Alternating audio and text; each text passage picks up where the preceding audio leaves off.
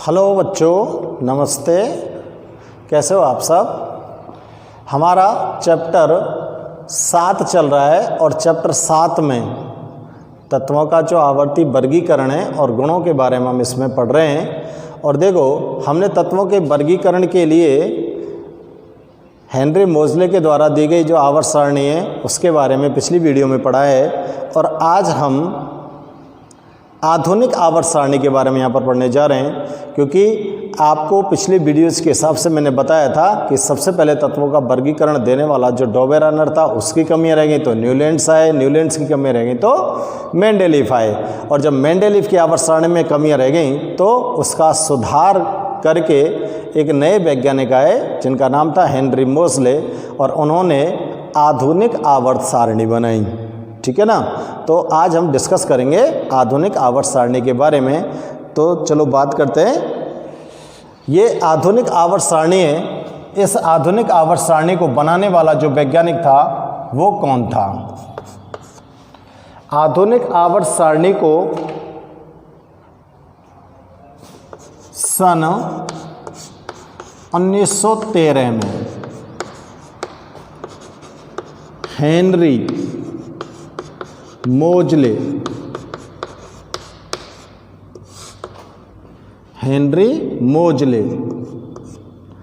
ने आधुनिक आवर्त सारणी बनाई। ठीक है ना। दूसरी बात क्या थी? मोज़ले ने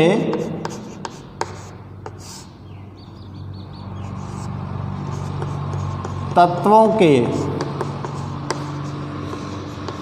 वर्गीकरण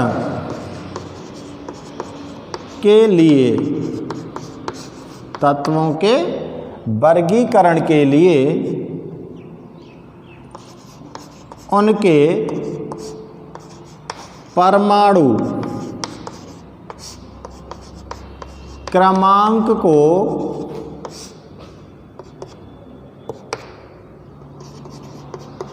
मूल गुणधर्म माना।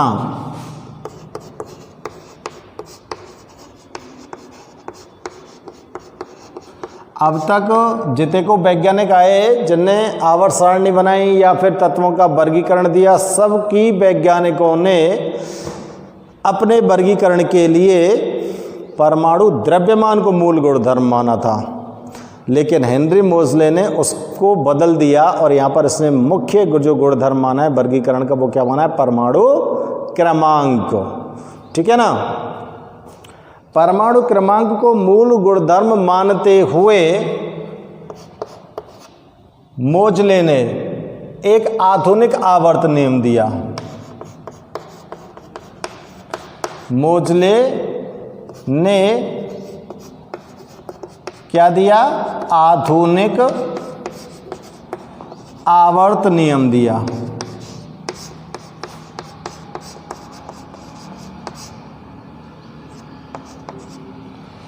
भाई, मेंडेलीफ ने परमाणु द्रव्यमान को मूल गुणधर्म माना तो उसने मेंडेलीफ ने अपना आवर्त नियम दिया।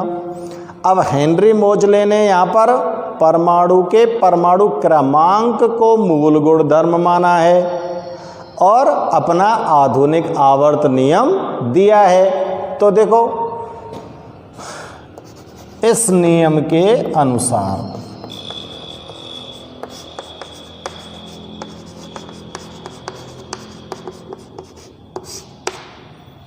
आधुनिक आवर्त नियम क्या कहता है? तत्वों के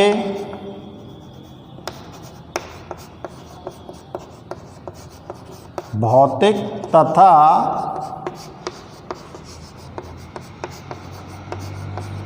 रासायनिक गुणधर्म उनके परमाणु क्रमांक के आवर्ती फलन होते हैं। ये भैया आधुनिक आवर्त नियम। केवल एक शब्द का अंतर है, वहाँ पर द्रव्यमान लिखा हुआ था, यहाँ पर क्रमांक लिखा हुआ है। सेम टू सेम वही भाषा शैली है, यही अंतर है ना। अब देखो, आधुनिक आवर्त सारणी जब हेनरी मोज़ले ने बनाई तो उस टाइम पर परमाणु के अंदर जो अब परमाणु कण पाए जाते हैं, परमाणु के अंदर क्या पाए जाते हैं? अब परमाणु कण। और ये मैंने आपको पहले भी बता दिया कि अब परमाणु के कण क्या होते हैं। परमाणु के अंदर पाए जाने वाले 3 मूल कण, और 3 मूल कण कौन से हैं? इलेक्ट्रॉन, प्रोटॉन और न्यूट्रॉन। तो जब आधुनिक आवर्त सारणी बनी उस टाइम तक परमाणु के अंदर इन अब परमाणु के कणों का पता चल चुका था, ठीक है ना। इनका पता चल चुका था तो तत्वों के इलेक्ट्रॉनिक विन्यास का भी पता चल चुका होना चाहिए। ये भी पता होना चाहिए कि किसी तत्व के अंदर कितने इलेक्ट्रॉन होते हैं और कितने प्रोटॉन होते हैं, क्योंकि जब आप परमाणु द्रव्यमान निकाल लेते हो तो परमाणु द्रव्यमान क्या होता है? प्रोटॉन प्लस न्यूट्रॉन का कुल योग ही तो परमाणु द्रव्यमान होता है। भाई नाभिक के अंदर रदरफोर्ड ने नहीं बोला था क्या कि परमाणु का संपूर्ण द्रव्यमान उसके केंद्र में स्थित होता है, और केंद्र में कौन स्थित है? नाभिक। तो नाभिक के अंदर परमाणु का पूरा द्रव्यमान है, और नाभिक में जो द्रव्यमान के रूप में स्थित हैं 2 कण हैं, कौन से? प्रोटॉन और न्यूट्रॉन। और एक चीज़ और ध्यान रखना कि प्रोटॉन की संख्या जो होती है वो इलेक्ट्रॉन की संख्या के बराबर होती है। किसी भी परमाणु के अंदर जितने प्रोटॉन होते हैं ना, उनकी संख्या इलेक्ट्रॉन की संख्या के बराबर होती है, और इलेक्ट्रॉन की संख्या तत्व का परमाणु क्रमांक होता है। समझ में आ रही बात? अब ध्यान करो, परमाणु क्रमांक सीधा संबंधित हो जाता है इलेक्ट्रॉन विन्यास से। हो जाता है कि नहीं हो जाता है? हो जाता है ना। तो इलेक्ट्रॉन विन्यास का भी हमको पता चलता है आधुनिक आवर्त सारणी में कि तत्व का इलेक्ट्रॉनिक विन्यास किस प्रकार से होना चाहिए। इस चीज़ की व्याख्या भी ये आधुनिक आवर्त सारणी करती है, ठीक है ना। तो ये छोटी छोटी चीज़ें हैं बच्चों, ये हमको ध्यान में रखनी चाहिए। तो देखो, मैं यहाँ पर एक लाइन में नोट कर देता हूँ।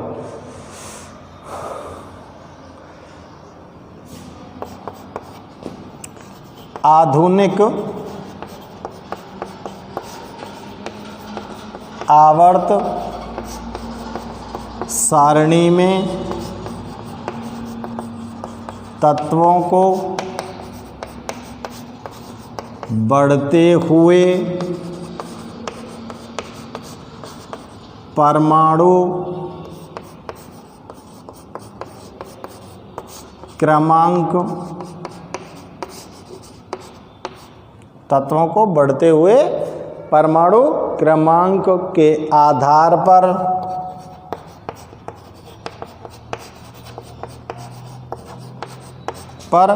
व्यवस्थित किया।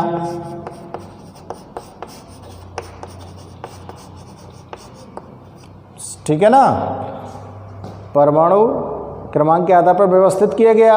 अब उदासीन परमाणु में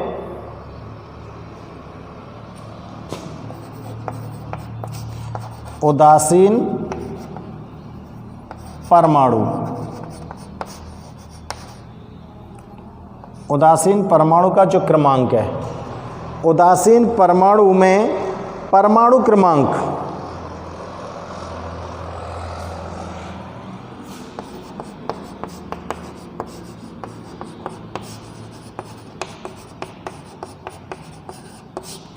उदासीन परमाणु में जो परमाणु क्रमांक होता है वो क्या होता है?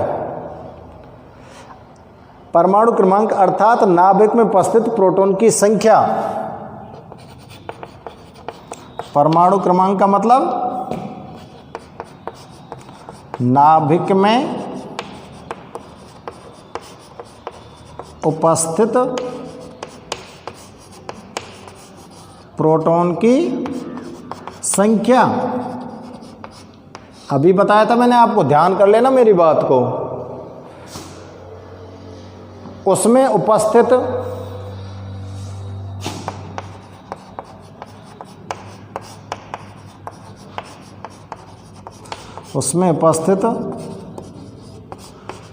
कुल इलेक्ट्रॉन, उसमें उपस्थित कुल इलेक्ट्रॉन की संख्या के बराबर होती है। उसमें उपस्थित कुल इलेक्ट्रॉन की संख्या के बराबर होती है। अर्थात क्या कह सकते हैं, अर्थात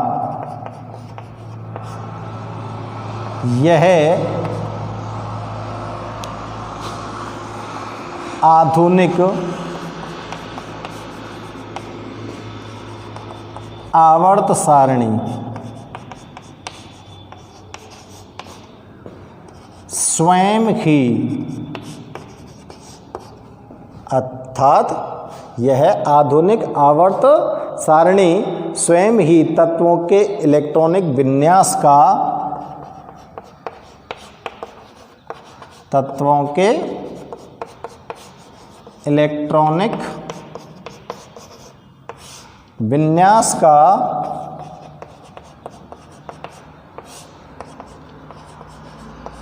प्रतिनिधित्व करती है।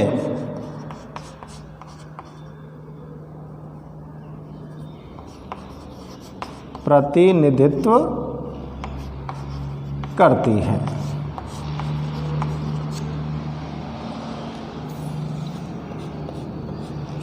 और एक बिंदु यहाँ पर और लिख देता हूँ मैं, मेंडेलीव आवर्त सारणी की तुलना में ये ज़्यादा बड़ी है, इसलिए इसको आधुनिक आवर्त, आधुनिक जो आवर्त सारणी है ना, सारणी को मेंडेलीव सारणी का दीर्घ, मेंडेलीव सारणी का दीर्घ या लंबा रूप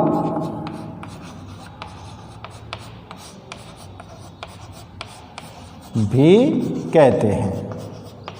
या तो दीर्घ सारणी कह सकें और मेंडेलीव सारणी का लंबा रूप भी कह सकते हैं। तो आधुनिक आवर्त सारणी के अंदर कुछ इम्पोर्टेंट जो तथ्य हैं वो मैंने आपको यहाँ पर नोट किए हैं। इनके आधार पर आधुनिक आवर्त सारणी बनी है, ठीक है ना। जिसमें से ये फैक्ट बहुत ही इम्पोर्टेंट है, इसको हमें समझना चाहिए, क्योंकि आधुनिक आवर्त सारणी में तत्वों को किस में व्यवस्थित किया गया, बढ़ते हुए परमाणु क्रमांक, यानी कि 1 2 3 4 5 6 7 8 बढ़ता हुआ क्रम हो गया ना, इसमें व्यवस्थित किया है। और उदासीन जो परमाणु होता है, उस परमाणु में जो उस परमाणु का क्रमांक है, उदासीन परमाणु जो है उसका परमाणु जो क्रमांक है वो उस उदासीन परमाणु में के नाभिक में उपस्थित प्रोटॉन की संख्या होती है। और प्रोटॉन की जो संख्या होती है वो इलेक्ट्रॉन की संख्या के बराबर होती है। तो आप लोग ये ध्यान कर सकते हो, देखो प्रोटॉन की संख्या बराबर इलेक्ट्रॉन की संख्या बराबर परमाणु क्रमांक, तीनों बराबर हैं। अगर तुमने एक चीज को पता होए, चाहे प्रोटॉन की संख्या को पता होए, चाहे इलेक्ट्रॉन की संख्या को पता होए, चाहे परमाणु क्रमांक को पता होए, तो तीनों चीज़ों को पता होए। जैसे सोडियम को परमाणु क्रमांक 11 है, तो 11 सोडियम परमाणु क्रमांक है, तो इसके अंदर 11 तो इलेक्ट्रॉन है और 11 यम कहाँ है, प्रोटॉन है, और 11 इसका क्या है, परमाणु क्रमांक है। समझ में आ गई बात। इस तरह से हम, अगर हमको एक चीज़ का पता है तो सारी चीज़ों का पता हमको लग जाता है, ठीक है ना। तो अब देखो सारणी को बनाने का प्रयास करते हैं। सारणी कैसे बनती है, देखो पहले सारणी बनाते हैं हम, उसके बाद सारणी के बारे में हम उसकी जो महत्वपूर्ण बातें हैं उनको लिखेंगे, ठीक है ना। तो देखो सारणी बनाने के लिए हमको स्टार्ट करना है यहाँ से। आप जब भी सारणी बनाना शुरू करें तो आप लोग ध्यान रखना कि उसके ऊपर नीचे आजू बाजू में आपको जगह खाली छोड़नी है, ठीक है ना।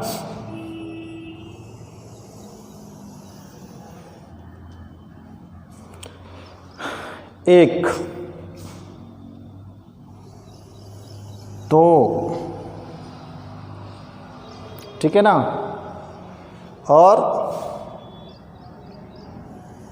तीन। जैसे मैं डंडा खींच रहा हूं ऐसे ही खींचो। 1 2 3 4 5 6 7 8 9 10 11 12 13 तक पहुंच गए, ठीक है ना। अब 13वीं जो लाइन है या के बराबर ले जाओ,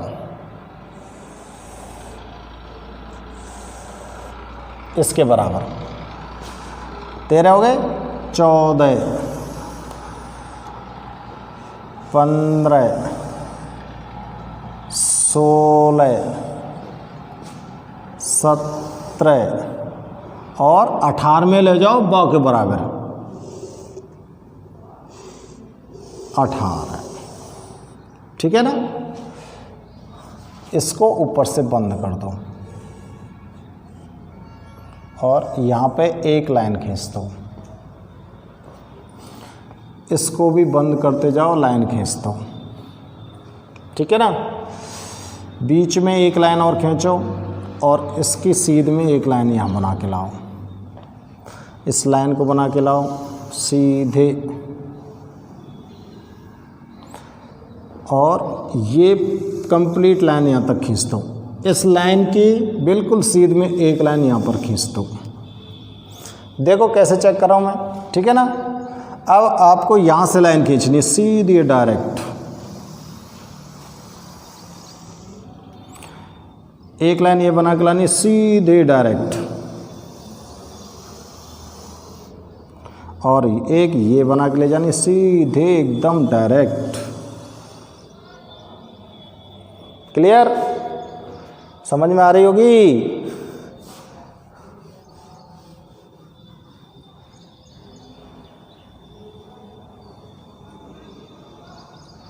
अब देखो यहाँ ध्यान रखी हूँ, आधुनिक आवर्त सारणी में 18 तो वर्ग हुए भैया।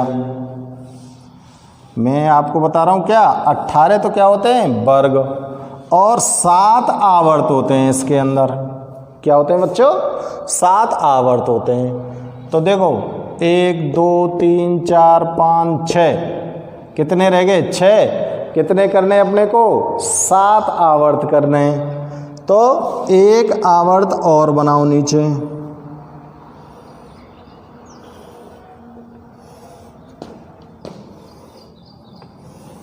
सबके नीचे लाइन खींच दो इस तरह से। एक और बनाना है आपको,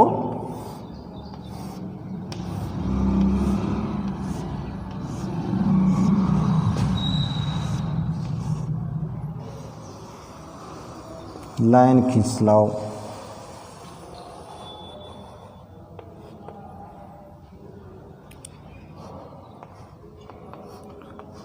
ठीक है ना। अब मैं इस पर नंबर डाल रहा हूँ, देखो ये तो है वर्ग 1 2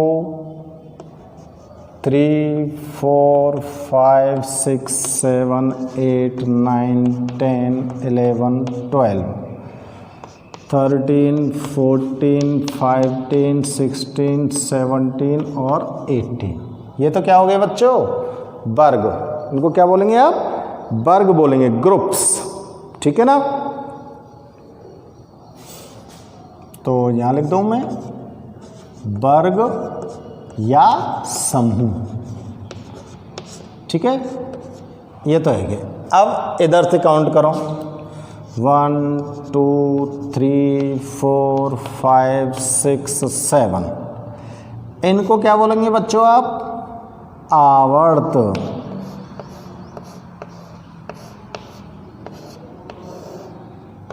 इनको क्या बोलना है आपको? आवर्त। ठीक है ना? ये कंकाल तंत्र बन रहा है आवर्त सारणी का। क्या है ये? कंकाल तंत्र। अब देखो नीचे और बनाना हो आपको। नीचे कितने बनाने हैं आपको? 1 2 3 4 5 6 7 8 9 10 11 12 13 14। देखो यहाँ से लाइन खींचता हूँ मैं इस तरह से। ठीक है? एक बॉक्स बना रहे हैं।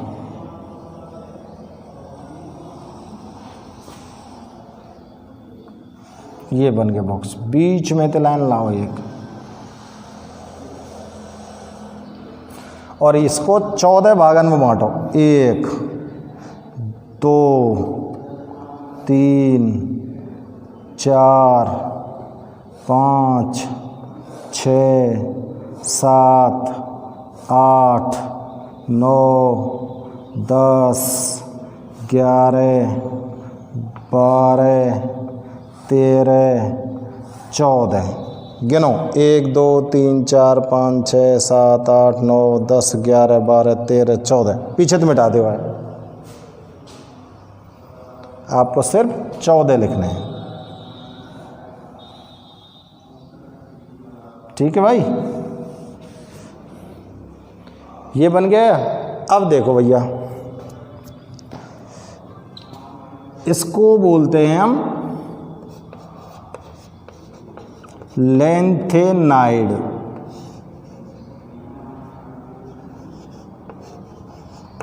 और इसको बोलते हैं हम एक्टेनाइड।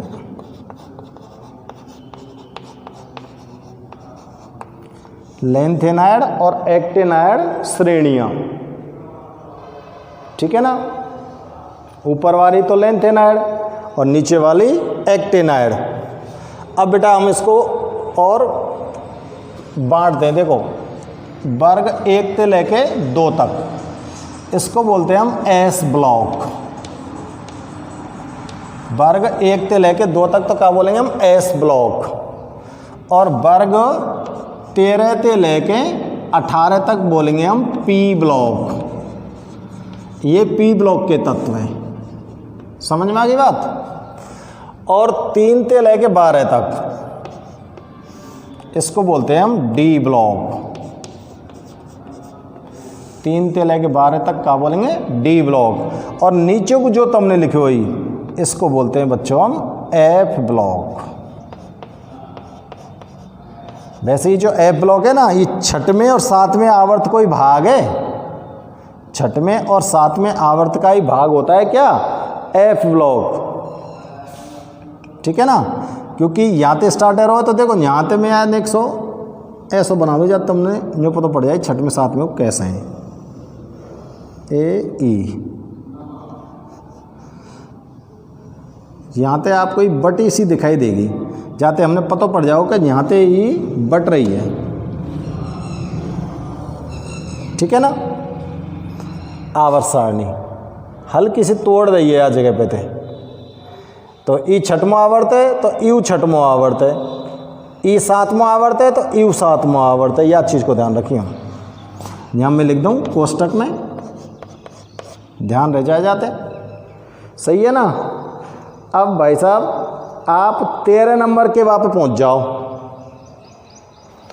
और 13 नंबर पे थे एक लाइन खींचवे को लग्गा लगाओ। देखो इस तरह से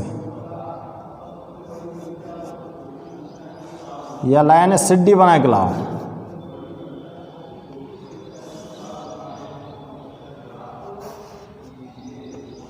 सिड्डी बना के ले जा रहे हैं ना इस तरह से। ये अलग से दिख रही है ना सवन्ने, सीढ़ी नुमा रेखा। ठीक है ना? ये इसका भी मतलब है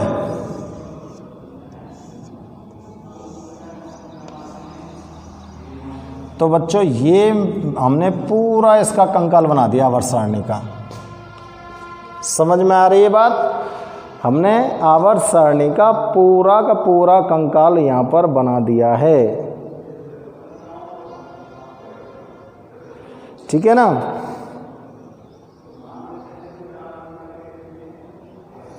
अब यहाँ पे मैं थोड़ा सा भले ही तुमको एक चीज़ और एक्स्ट्रा लिख दूँ। देखो एस ब्लॉक है, या के तत्वन को इलेक्ट्रॉन विन्यास रहे NS1 से लेकर 2, ठीक है ना। और P ब्लॉक के जो तत्व हैं इनका जो इलेक्ट्रॉनिक विन्यास होता है वो Np126। इनको लास्ट इलेक्ट्रॉन P सब सेल में जाए, इनको लास्ट इलेक्ट्रॉन S सब सेल में जाए। और D ब्लॉक के जो इलेक्ट्रॉन वो तत्व हैं उनका जो इलेक्ट्रॉनिक विन्यास होता है वो N-1 D1-10 N-1 D1-10 NS1 1 हो सकता है, 2 हो सकता है, ठीक है ना। और F ब्लॉक में N-2 F, इनको विन्यास कार्य को N-2 F1-14 N-1 D1-10 और NS1, ठीक है ना।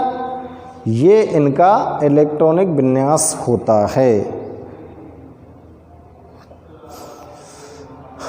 0 to 1 लिख सकते हैं हम। ये अगर तुमने ध्यान, चलो या मत लिखो तुम, या कि तुमको जरूरत ना पड़े, वैसे तुमने ऐसा लगो सर जी ये क्या हो गया, मैं इलेक्ट्रॉन विन्यास ने हटा रहा हूँ भैया, है ना।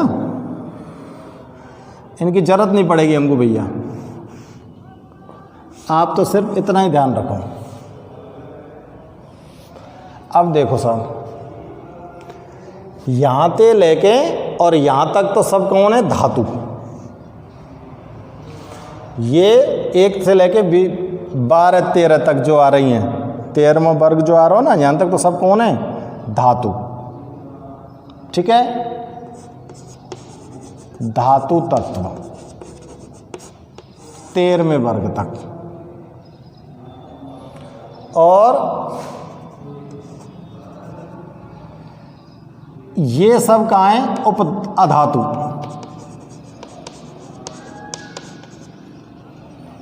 और ये क्या है? उत्कृष्ट गैस, जिनते नोबल गैस हो कह सकें, ठीक है ना। और देखो ई लाइन बनाई है तुमने, बनाई है ना, ई बन रही, या के यहाँ और यहाँ X, Y, Z, P, ये सब क्या है? उपधातु। ध्यान रखो, एक माने में एक इंडिकेशन दे रहा हूँ तुमको, ये सब क्या कहलाएंगे? उपधातु, ठीक है ना। तो धातु, अधातु और उपधातु आवर्त सारणी में कौन सी जगह पे स्थित है, ये तुमने पता पड़ गो। ई भाई आप लोग इस तरह से बैठे हो, भाई इस तरह से बैठे हो ना आप, ये कौन सा हो गया? दाईं ओर। दाईं ओर तो अधातु स्थित है, बाईं ओर धातु स्थित है। धातु और अधातु के बीच में 13वें वर्ग से एक जिगजैग लाइन आ रही है, वो क्या है? उपधातु। उसके आसपास क्या स्थित है? उपधातु, ठीक है ना। तो ये बेटा हो गया आपको आवर्त सारणी का स्केलेटन, ठीक है। अब इस आवर्त सारणी के स्केलेटन को आपको सिर्फ भरना है, ठीक है बच्चों, आप इसको भर सकते हो। देखो मैं परमाणु क्रमांक लिख रहा हूं, तत्व तुम लिख दीजिए। 1 2 3 4 5 6 7 8 9 10 परमाणु क्रमांक लिख रहा हूं मैं। 11 12 13 14 15 16 17 18, ठीक है ना। 19 20 21 22 23 24 25 26 27 28 29 30 31 32 33 34 35 36 37, 38, 39, 40, 41, 42, 43, 44, 45, 46, 47, 48, 49, 50, 51, 52, 53 और ये 54,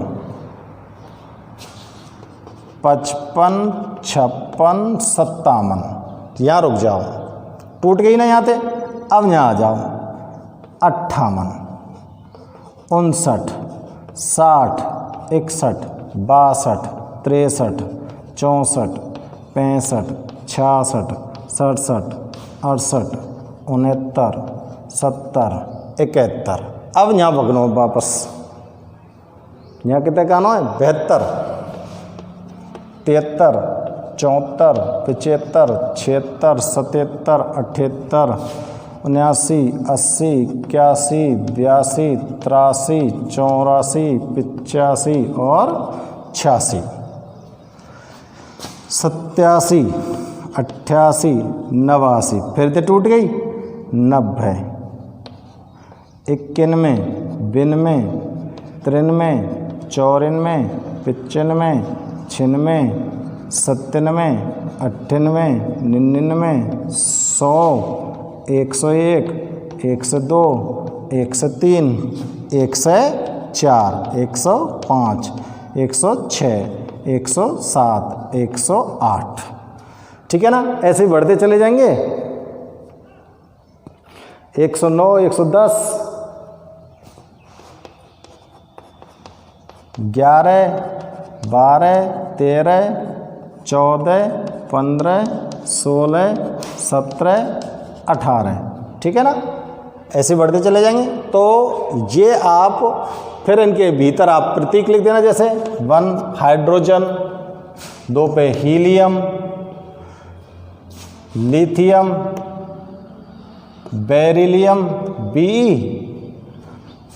boron, carbon, nitrogen, oxygen, fluorine, neon, sodium, potassium, sodium magnesium Mg, aluminium, silicon, phosphorus, sulphur, chlorine, argon, potassium, calcium, scandium, titanium, vanadium, chromium, manganese, iron, cobalt, nickel, copper, zinc, gallium, germanium, arsenic, selenium, bromine, krypton. ठीक है ना? तो भर दीजिए यहाँ है, भले book में तो देख के भर दीजिए। ठीक है? ये आधुनिक आवर्त सारणी बन गई। अब इस आधुनिक आवर्त सारणी से महत्वपूर्ण जो तथ्य हैं उनको हम नेक्स्ट वीडियो में लिखेंगे। तो आपको आवर्त सारणी बनानी आनी चाहिए।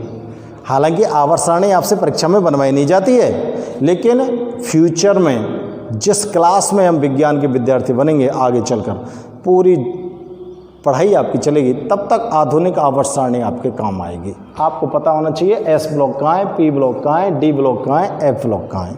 ठीक है ना? इन सब के बारे में और ज़्यादा हम विस्तृत जानकारी इसके बारे में नेक्स्ट वीडियो में आपको नोट कराएंगे। तो बच्चों बना लो आप इसको आराम से, और बनाने की प्रैक्टिस भी करनी चाहिए अपने को।